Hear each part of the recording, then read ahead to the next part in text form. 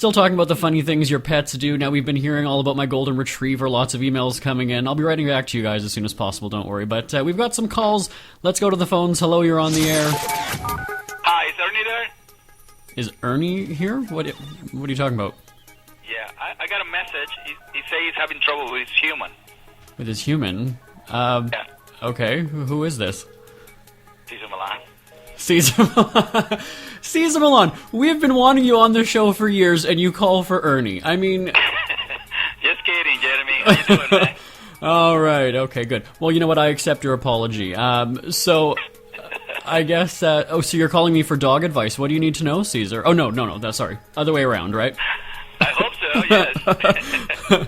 Well, I know, you know what, you've had a pretty busy schedule lately. I don't even know where to start. You were out of the country for quite some time. There's, of course, this special that's coming up on Sunday. Should we start with that? There's a lot of things to ask you, I guess. Let's do it, man. Okay, so, Sunday night, it's called Cesar Millan, The Real Story. It's on Nat Geo Wild. What can you tell us about that special? Well, for a long time, people have been asking me, we would like to know the story, how you came. I mean, people read the story in the books, but I think it was important to show a visual, how I came to America and the ups and downs that I went through. It's not an easy road to what I am and to what have I achieved. And I think, for me, inspiring and motivating people and showing, that how to get up, especially when you are in your lowest moment in life, is important. I show a little bit of what the world sees now. A lot of people don't know I do seminars outside America and the acceptance that people have and the transformation that happens all over the world. To me, the goal is really to help the world to live a certain lifestyle with their dogs, because if we do that, we can, eliminate aggression, anxiety, and really don't have to live with instability with our dogs. A dog can only becomes, whatever you allow him to become, and his goal is harmony. So I want to, promote and maintain that goal in mind as a world, and unfortunately, one of the things that you discover as you go around the world is how many dogs die, outside America. In America, 4 to 5 million die every year, but in the world or outside, it's 600 million, and that's something that we have to do something about it. We always make sure that the whales are fine and the dolphins are fine, but we're not doing anything about dogs, and that to me is something that we owe to them, since they do so much for us. Yeah, now, this question is sort of aside from the special then, but you mentioned about, dogs dying and things like that. I mean, the laws vary from state to state, where, cruelty is defined one way in one state. I mean, what do you think needs to change then? Should it just be, the same laws across the country? Should they be stricter? I mean, what's your opinion on that? I think, as we all get involved, also our political leaders need to get involved. I like a quote from Gandhi: "The greatness of a nation is moral progress can be measured by the way its animals are treated." I think that we have to adopt that as a country, when we say we are a dog lover country, but then we turn around and we don't know how many die and how we can prevent that. Spay neuter is one of the things that will prevent that from happening, and why it's so important, spay neuter. And at the same time, in different parts of the world, dogs get killed in a different way, or kill, actually. In America, our taxpayer money actually helped for this phenomenon to happen. So in a way, we're all contributing unconsciously to this euthanization. So one way that we can stop them from that and utilize those taxpayer money for education is spay and neuter. It's like buckle up. It saves lives, and spay and neuter saves lives. But we have to do it as a country. Obviously, there is some education needs to be done. A lot of people think or still believe that if you neuter a dog, spay a female, they're not good for anything anymore. And that's actually not the case. All my dogs are spayed or neutered, and all my clients' dogs are spayed or neutered, and they still protect their house. That's one of the biggest things that a lot of people have an issue with.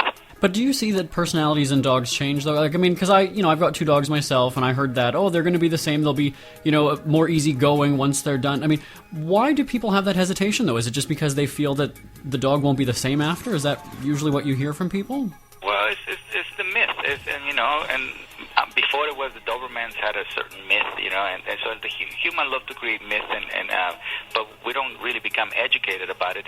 Daddy, the world loves Daddy, and actually I save his life when I neuter him. Prostate cancer is something that is very dangerous for a male dog, and so we need to educate ourselves to really answer all the myths, and really, okay, I want to see a dog that is neuter, but I want to see that he's not sad. Okay, you should do that. You know what I mean? I understand, because if you're not understanding about the outcomes or the truth, and then you should have a little bit concern about it. But at the end of the day, you need to do the research. But you will find out, the world will find out that nothing changes in a dog. Actually, since we live in this type of scenario, this modern society with proximities that are getting closer and closer, dogs that are not neutered, they don't have as many friends as the dogs that are neutered. So they're not as social, you know what I mean? Because even if they don't want to mate, the dogs who are neutered, they will come to the dog that is not neutered and smell and try to mount them, because he has a scent. So then, he's going to go into a defense mechanism and try to fight back. So we need to see it from a social perspective, where how is it my dog will benefit from it. And medically speaking, prostate cancer is number one. We've got to get back to the music, and Cesar Millan is going to stick around. We will have more with the Dog Whisperer right after this. Today's best music with Jeremy Bradley.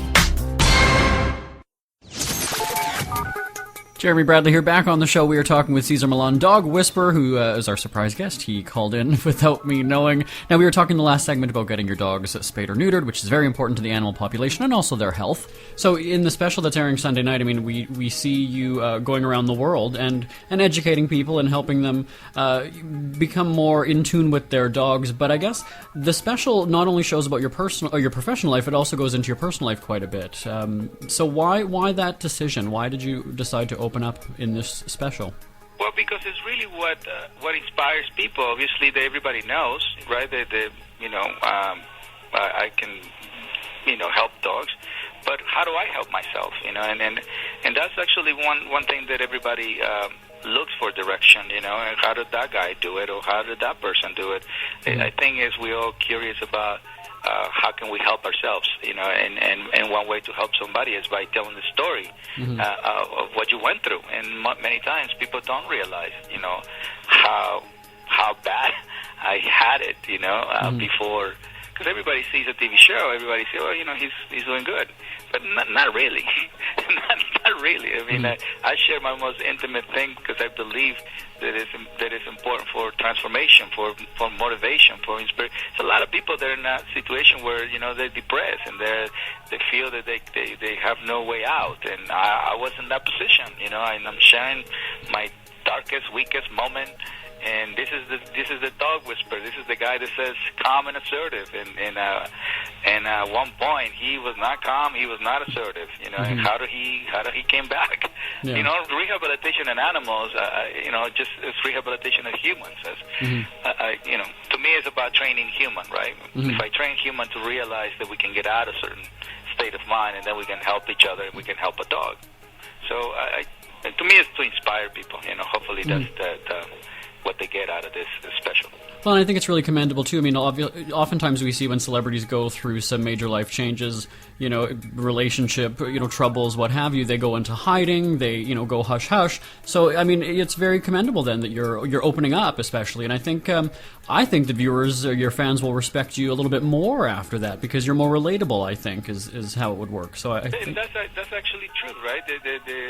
Because... I mean, one of the things that Oprah always did is she always shared her weaknesses.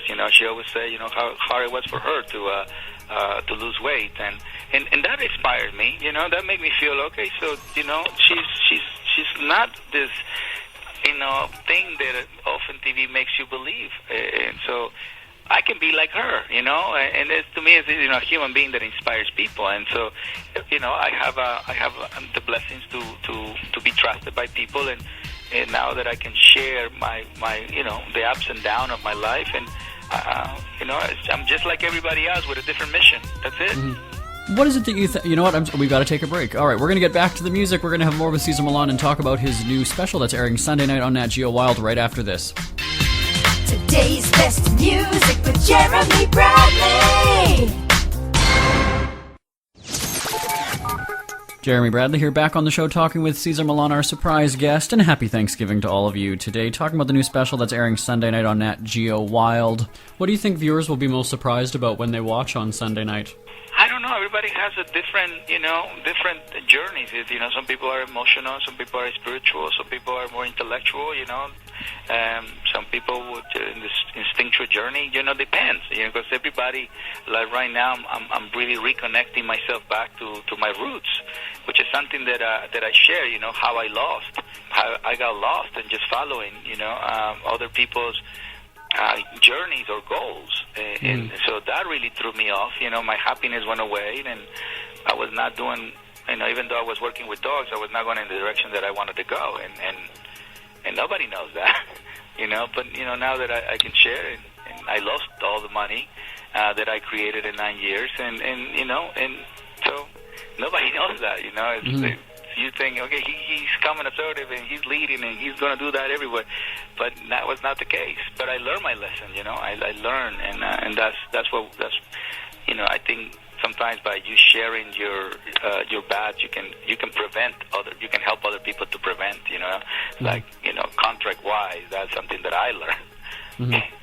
Well, that's so so many great things, that is going to make people understand. Because they just know me as the guy with the dogs. They don't really know the other side of me, the father, the not longer husband, how he went through it, and the business aspect of it, and things that we don't show that on the show. That's not part of it. I was going to ask what was the hardest detail in the story for you to share, but I guess you sort of touched on those just now. Yeah. Well, obviously the point where I want to commit suicide, and I did try, but God was not ready to let me go. So that obviously that's the worst thing you can do, right? And very, very. You feel that you fail, and to the failure feeling, even though I'm in the top of the world, as far as other people might interpret it, I felt that I failed. And when you feel a failure, and especially at the intensity that I felt, it's like, what's the point of living? And then just, you do some to make some decisions. But, that's the part where God comes in and says, you know what? You're not ready. If I wanted you to die, I can kill you in so many different ways. So, no, you don't have that. And so, that's something that's the worst part of it. Obviously, the separation, that was really difficult. I was in England, so I was not expecting it, and my kids became separated. My pack, to me, it's all about the pack, and now my pack is not together anymore. And just the anxiety and the fear and the depression, and again, it goes back to not feeling good enough. And here's a guy that feels good enough to save your dog. Yeah. So it's so contradicting, It's just the opposite of what I normally do for a dog. My life was not. Obviously, I got really angry at God because He said, I help dogs and you're not helping me, and all these horrible things that people go through. I went through. I'm sorry, But that's a really dark moment of my life. And, well, you said that God wasn't ready to let you go. We're not ready to let you go either. We've got to get back to the music, but if you can stick around, we've got a ton of listener questions that were sent in, so would you mind answering a few of those when we come back? Sure. All right, more with Cesar Millan right after this. Today's best music with Jeremy Bradley.